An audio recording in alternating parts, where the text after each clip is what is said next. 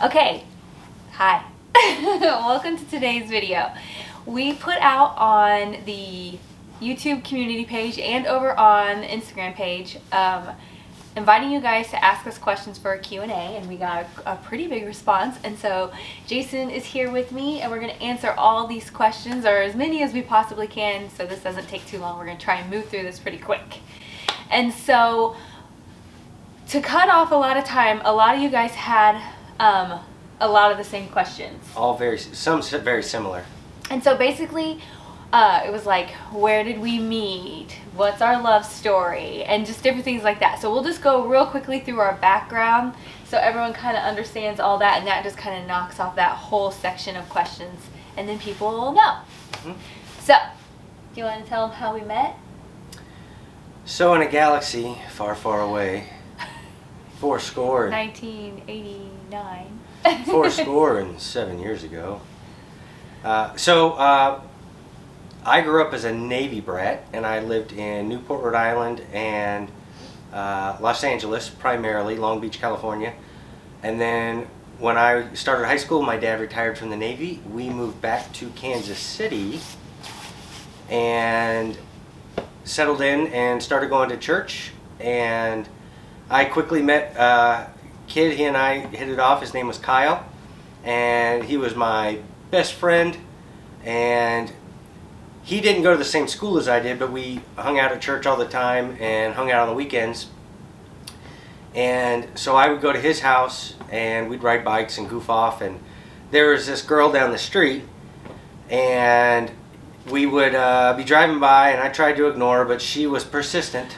Are we going to tell the real story? Eventually I relented and let her take me to dinner. Mm-hmm. And, you know. No, he was this cute little kid down at Kyle's house, and they used to ride dirt bikes, and we used to all be out there together, and we would ride dirt bikes and all this stuff, and yeah, and then eventually we just started dating. At 15, we were 15. Yeah. So it all started, she let a goat loose. I didn't, somebody else let the goat loose. Uh-huh. Yeah. It was all a ploy. No, and so we were the only two that took off to go and try and catch this goat down in the woods. And we found the goat, and then she was all like Becky Thatcher trying to steal a kiss. No, Becky Thatcher. What is that from? Tom Sawyer. Okay, Becky Thatcher. I am not trying to steal a kiss. Oh my gosh. Yeah. Yeah. Innocent young Jason, corrupted by. No. So that's how we met. So my childhood friend Kyle introduced us, and she went over to Kyle's house, and I wasn't around. Like, hey, who's it? She was like, hey, who's that cute guy that's always hanging around your house? I want to get to know him. No, that was opposite. And why are you doing? I'm just telling it how it is. No, you asked Kyle about me, and then yeah. Okay, we gotta fast forward because we're gonna take too long. So we started dating when we were 15, and then we ended up. So we'll just put it out there. We had our first daughter when we were 17. Mm-hmm. So we got married before that. We got married in May of '91. And then we had Kelsey in November of '91, and so that's our oldest. You guys probably see her on my channel some in the different videos. She also has a YouTube channel. Mm-hmm. It's Kelsey Life. Yes. It's Kelsey's Life. I'll link that. We got married in '91, and we already had this plan. We were going to get married right after high school anyway, and Jason was going to join the Air Force, and I was going to go with him. We did the exact same plan. But we just had Kelsey. Mm-hmm. And so in '92, Jason graduated high school. He left for basic training and all that. And then we moved to our first assignment up in Maine at Loring Air Force Base in September of '92. We lived outside of Caribou, Maine. Yeah, it was, wow, it was very different. That's basically, through the years, we lived in Maine, and then we lived in Phoenix, Arizona. I got sent to Saudi Arabia for a TDY, which is a temporary duty for several months. Mm-hmm. And then I got sent to Korea. For a whole year. But before we left for Korea, our second daughter, Michaela, was born. in 96. She was born in February of 96. So right now, currently, Kelsey is 29. She just had her birthday in November. And Michaela is getting ready to turn 25. She is still 24. It was really funny because we really didn't have any plans on the back of our mind to have another child at the time. We were still trying to grow up ourselves, and Kelsey kept saying, "Can I have a baby brother or sister?" And so we were like, wow, they are getting kind of far apart. We should probably, if we're going to have another one, let's do it. So we do. So my other daughter, the reason you guys don't really see her in videos or anything, she lives in Florida with her husband. Both my daughters are married. I should say both our daughters are married. And Michaela lives in Florida, and her husband's in the Air Force also.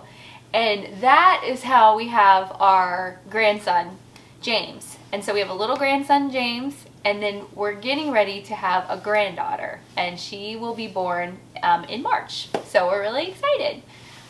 So Can't wait for her to get here. yeah, it's gonna be fun. And that's kind of the dynamics of our family. So it was always just the four of us, and we went on a lot of adventures together. We've been on, I don't know, we just had a really great, I don't know, what am I trying to say?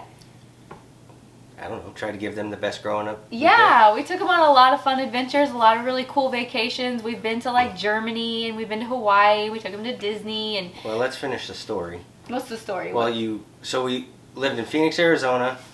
I got stationed in Korea, which is a remote tour, so I had to go there for a year. Michaela was 3 months old, so Leslie moved home to Kansas City while I lived in Korea. So after I got done in Korea, we got stationed in Boston, and that is where I finished out my active duty Air Force career. I finished, so school-wise, to tell our whole life story. I know. Yeah. I finished my associate's degree, my bachelor's degree, and my master's degree before I left active duty. And here comes my dog. She decided it's so. And I got lucky. When I was stationed in Boston, I literally, as a joke, I mean, I took it seriously, but I was applying for grad school everywhere. I was trying, I was ready for a graduate degree, and we were in Boston, which is a great city to have an opportunity to go to school. So I applied to Boston University and Tufts and Harvard and MIT and every other college you could think of, just because, well, let's just play the odds and see what's going to happen. We live here. So somehow or another, I don't know who wasn't paying attention that day, but I ended up getting to go to grad school at Harvard. That worked out, and the Air Force paid for it. So I got my master's degree there. And then we left active duty and moved back to Kansas City. I joined the Air Force Reserve, and then I started a career in consulting. So basically, business consulting is what he did for that. But I will tell you, so we decided to do the reserves because we really enjoyed the benefits that we got from the military, and we thought, oh, well, this will be better because when we were active duty, we were getting hit every 2 years to move. And Kelsey had started school, and she was getting sad about having to move and leave her friends. So we thought, well, this is great. He's graduated, we'll settle down. But honestly, it ended up being more of a nightmare because he actually got deployed way more in his reserve unit than he ever did active duty. Right. Yeah. So the commercial for the reserve is 1 week in a month and 2 weeks a year, and that couldn't be farther from the truth. I left active duty and joined a close air support unit, and it was the only one in the reserve. So we deployed all the time. Like Afghanistan, we were the opening team in Afghanistan. We were the second team in Iraq, and then every year and a half I was just going. So. And then I moved over to a special operations unit with a pararescue unit in Florida, and well, it's just a constant grind, and that took its toll on the civilian side. I was very lucky, and everywhere I worked, I had a great, very supportive team. But that was my goal of getting off active duty just to do 1 week in a month and maybe a deployment once in a while turned into deploying just as often, if not more often, than the active duty world. I'm so thankful that your civilian jobs, well, I know they're required by law, but you always had your job to come back to after, because that was just such a stressful time. Mm-hmm. That was so stressful. But it is a reality of our life that Jason, when he was a consultant, he was a what do they call it, a road warrior. And so he traveled every week to whatever project he was on, and so he was only home on the weekends. But then remember, one weekend of the month he had to go to reserves when he wasn't being deployed somewhere. So literally he would only see the girls 3 weekends every month for the entire year. It was really... My typical travel schedule was I would fly out Sunday night, fly home Thursday night, and then I would have Friday, Saturday, and part of Sunday at home, 3 weekends. But my drill weekend, instead of flying home, I'd fly to my reserve unit. So we would go 2 weeks and I'd without go 2 seeing weeks without being home. So I was home. It was hard. It was a lot, and Yeah. it was, you know, I did that for 20 years. It seemed like. Yeah, it was a long time, and that was not ideal. And when we look back on it, it's not fond memories to me. No, it did provide us an opportunity to go on some pretty kick-butt vacations because I had frequent flyer miles Yeah. and hotel points out the wazoo. I mean, Yeah, so those were the perks, but that was hard. So I learned to become very independent. I had to do everything on my own, and I feel like that helps play a role in how our life is today. Yes. Don't you think so? Yes. Yeah. And so there's kind of that. So Jason, they wanted to know what your degrees were in. okay, my associate's degree is in munitions, so weapons. My bachelor's degree is in business. I got a master's degree in political science, or it's called political science, and then an MBA. Yes.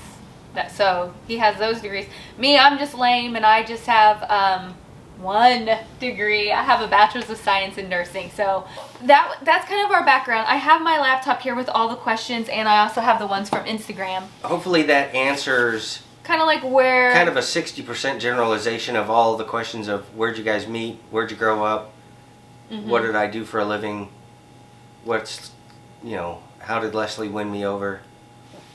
Let's talk about something that a lot of people asked, and we're just going to maybe just give a tiny little snippet of this, because this is an odd question to me. People kept wanting to know how we could afford the house that we live in. So I want to address this. Okay. Because I think maybe some people that are asking the question maybe live in a different real estate market than we do. We live in Kansas, not New York, not California. So the size of our house and everything and where we live, because we live like out in the boonies, is not very expensive. It is today. So it is actually more cost effective. We lived in this house for 17 years. We almost have it paid off. It's more cost effective for us to live here. It's compared to if we tried to even downsize, we would pay more than what we pay now. Right. Yeah. And Leslie is, obviously, if you followed her channel at all, phenomenal at decorating, and she can stretch a buck like nobody's business. But 99.9% of all the renovations we've done in the house, I've done all the work myself. So on my 3 weekends home a month, we always did projects. Always doing projects, and saving that money. Saving the money. So if somebody was going to spend $50,000 on a kitchen remodel, if you look at our IKEA video, we spent like $8.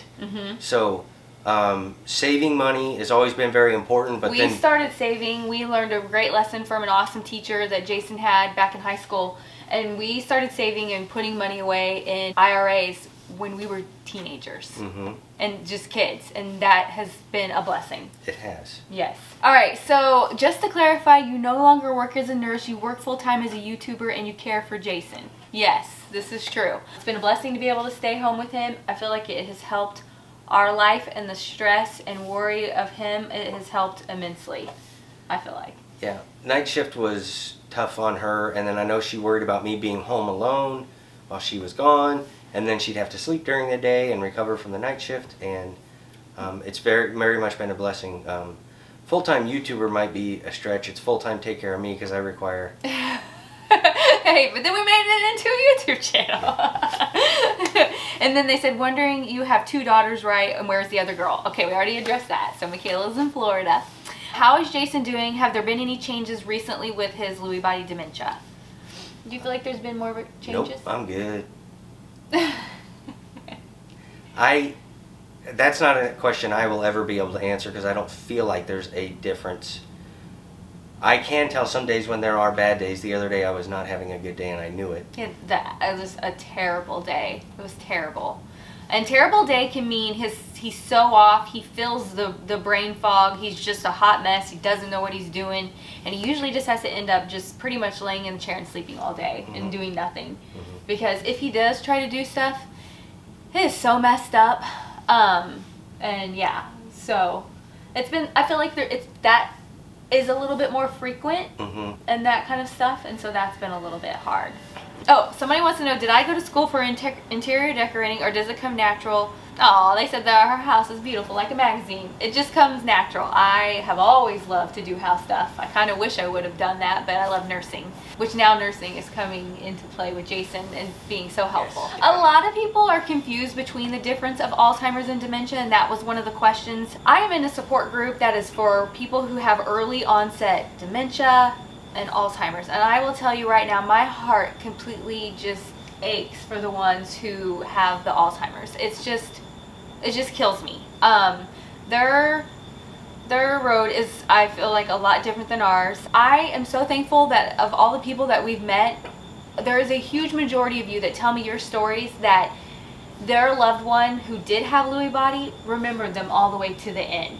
So Jason, obviously, you know, we're sitting here and we were telling you about all of our stuff from the past. Jason can whip out the past like there's no business. But he struggles with his short-term memory, and so I just keep holding on to hope that he will not lose who we are. And so that is a huge difference between the two. How long has Jason had Lewy body, and did they give you a time frame of his eventual decline? And can you help slow down the progression? Well, he's had symptoms for couple of years. Yeah, a few years. Let me tell you this, because people ask, how did we get the Lewy body diagnosis? Well, let me tell you the crazy way we got told. We never even, our doctor tiptoed around actually saying those words. We got the form that we had to turn into Social Security from the neurologist, and it was listed as Lewy body dementia. It was like, she never said those words. Why does she classify it as that? And so ended up talking to her about it, and like everyone knows this disease, you never know 100% until you die and if you do an autopsy. But there are many signs that point you in that direction, and we've done so many tests and so many things, and it's a combination of everything. And big things that lead to it is like the fact that Jason has auditory hallucinations more than he has visual, which I'm thankful for, because I do have a lot of people in my my support group that have a lot of the visual hallucinations.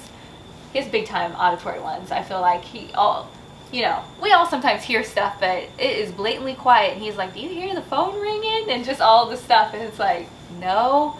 He hears all kinds of stuff in the middle of the night, music playing, and just all kinds of things. Those are big indicators of it being Lewy body. Is the hallucinations. I finally, when I brought it to the doctor's attention and said, you know, you listed this as Lewy body, is that what you're thinking? And she said yes. And you could tell she didn't ever want to say the words, because I think she felt bad to say them. I don't know if you were, do you remember? I didn't think you remembered the conversation, but so there's that. How do you guys stay balanced in your emotions to one another without letting yourself feeling offended or resentful towards the other? I don't feel offended or resentful, do you? Like, you can say whatever you want to say. I'm good. We've been married for 30 years. I mean, when you love someone, you just do what you have to do. Well, it only took me 28 years to realize that she's always right, and that just helps make things easier. I mean, finally. This person had been diagnosed with dementia, but not knowing what type of dementia it is until I see a new neurologist. I have 2 questions from a caregiver point of view. What is it you do to help you decompress from the stress of doing all the household duties and taking care of Jason? What do I do to decompress? I'm not great at this. I go a lot. People might not believe it, and they see my home decor videos, but decorating and doing all that kind of stuff is, I feel like, me time and stuff that I like to do. So that really helps, you know. And then I do like to read. I love to read. And I like to read terrible things like romance novels. I do a Bible study every day, but I still like to read romance novels. And the second part of this question, I don't think we're going to answer. We had a lot of people asking this one. Are you awake over there? What? I'm like awake over there. Everybody wants to know, has Jason's libido gone away or is it still there? We've had like a lot of people ask that. I don't even know if we even addressed that. I don't know. What do you want to say? Anything? You don't want to say anything. All right, we're not addressing that question. That's really personal.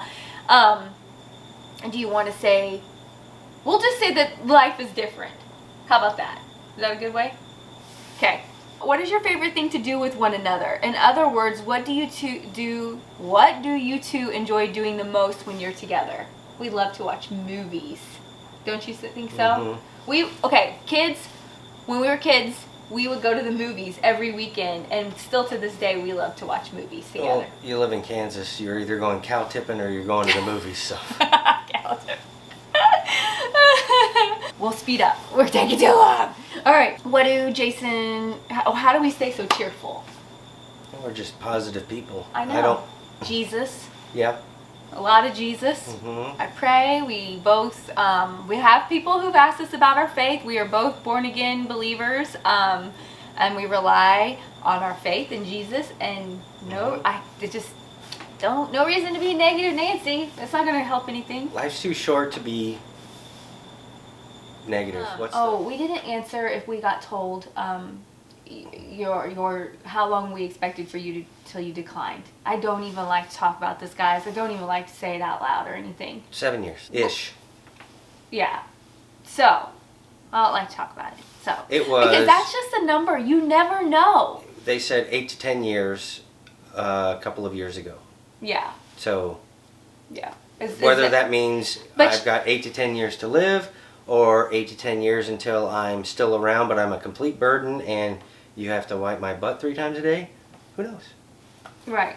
Nobody knows. Or I just get better, and everything's fine. Yeah. Right? But here's the whole thing with that.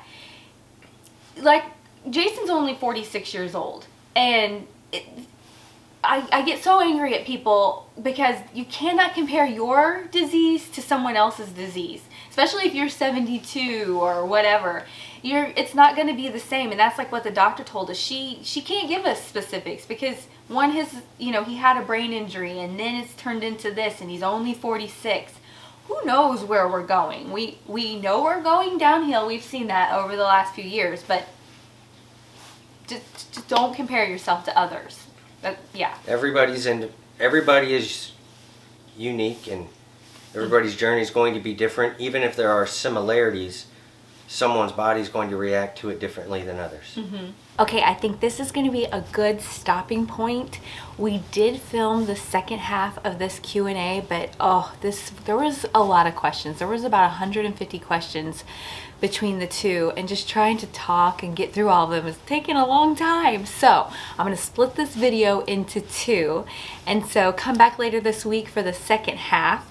As you could probably tell by the end of this video right here, Jason was getting kind of tired and I was losing him on answering the questions. So come back for the second half later this week, and we'll see you next time.